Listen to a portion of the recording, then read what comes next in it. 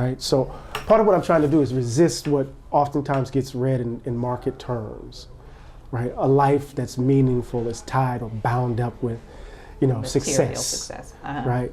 And Cornel West used to make this distinction that I thought, which was so powerful. We're not interested in success, we're interested in greatness. Right? And greatness is not so much bound up with the attainment or the achievement of X, Y, and Z, right? It's about the quality of the life that's being lived. And if one's identity is bound up with that, right? And of course, it's always a kind of vexed question because you're grappling with what the nature of the vocation is. That you're not clear about that, and when you're 21 or when you're 32 or even when you're 55, right? You're still trying to get a sense of what that means. But as you're trying to get a sense of what it means, you want to live fully in it, right? Or be fully present. What about you?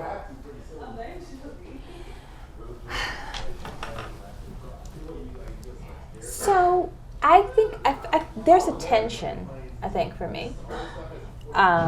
Because on the one hand, I have lived with a sense of urgency about feeling as though it is important to take advantage of certain kinds of opportunities that I've had that are out of the ordinary in order to provide materially.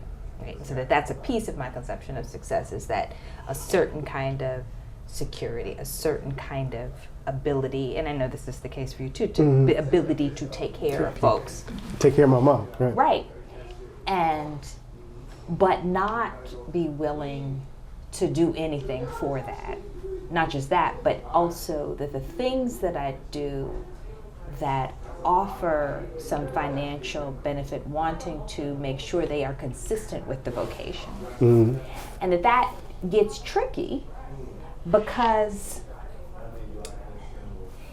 there's a lot to be gained from saying what people want to hear. People will pay for you to say what they want to hear. People will champion you. But if you actually have a critical relationship with the society where you can point out, this is actually undermining our communities, this is hurting us, this may not be the best way to analyze it. And I know that you do this work, right? So you in many ways are a model of this for me, to be willing to speak the truth in a way that can sometimes hit your pocket and hit your popularity, right?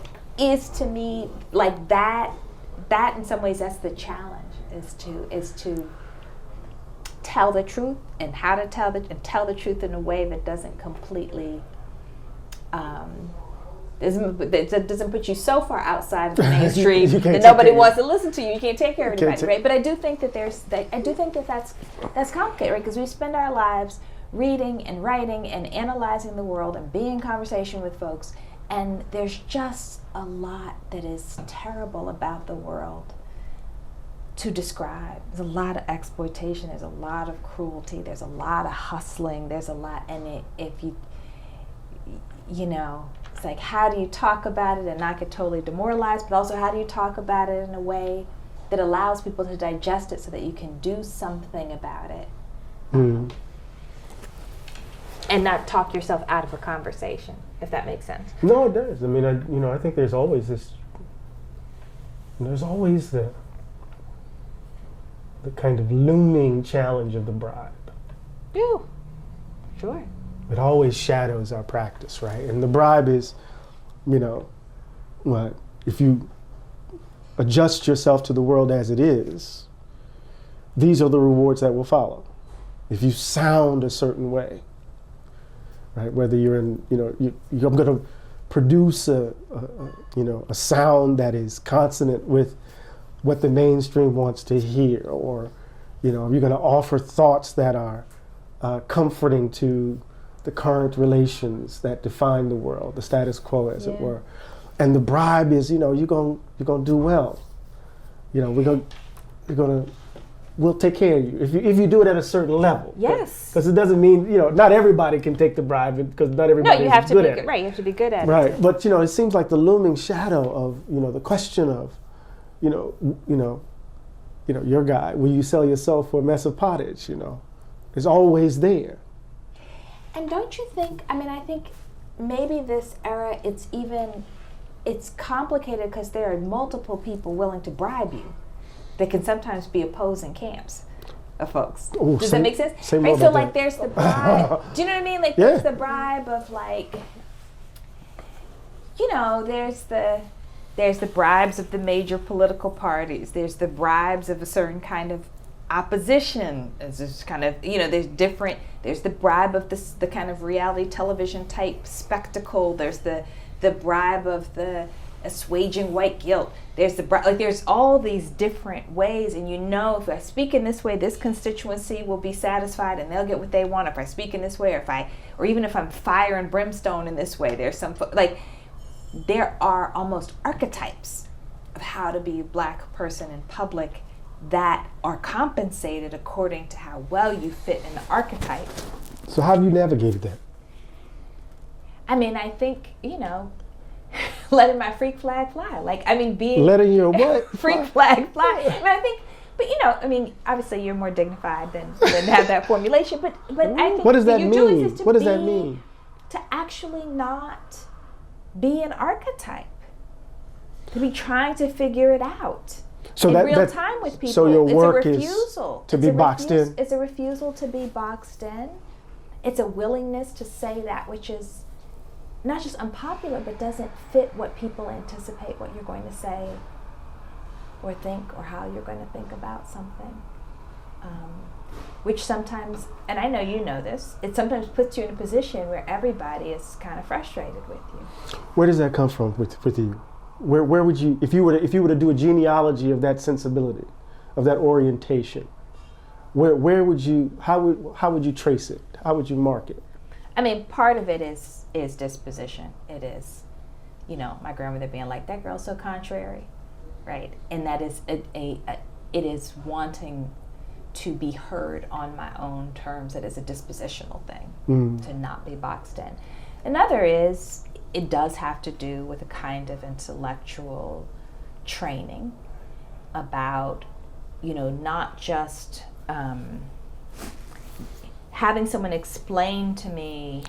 It comes out of being trained in cultural studies. It's not just, here's an explanation of how the world is, apply this explanation to read the world around you, but instead, let's observe the world and try to draw out what we can understand from our observation. And one of the things I often say is, I am very conscious about the spaces I go into as an intellectual, because I'm trying to see if what I think is true is actually true, and I can't do that unless I'm on the ground, right?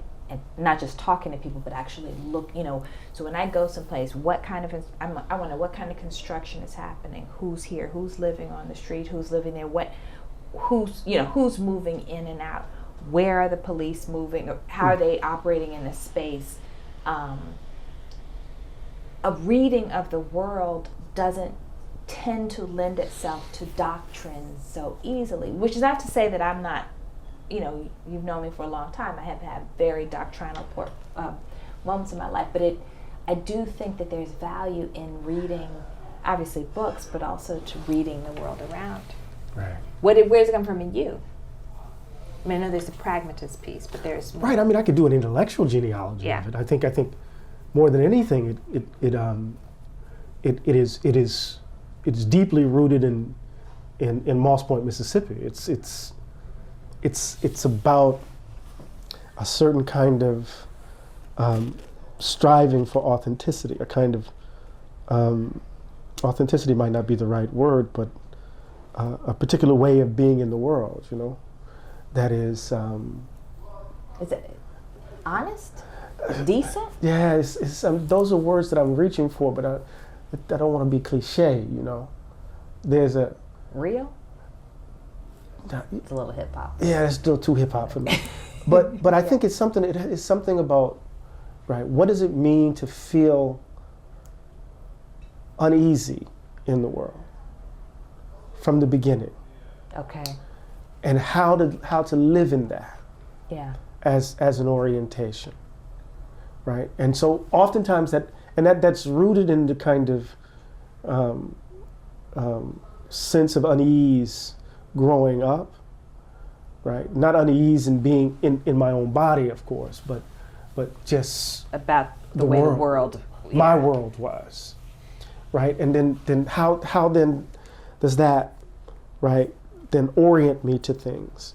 So trying to understand what's in the gut, right? Because I was going to ask you this question, but I'm going to say, so there's something deeply personal that motivates me to turn to pragmatism, something deeply personal that drove me at Morehouse to Black nationalism. There's something deeply personal in the way in which, right, I find myself speaking in public.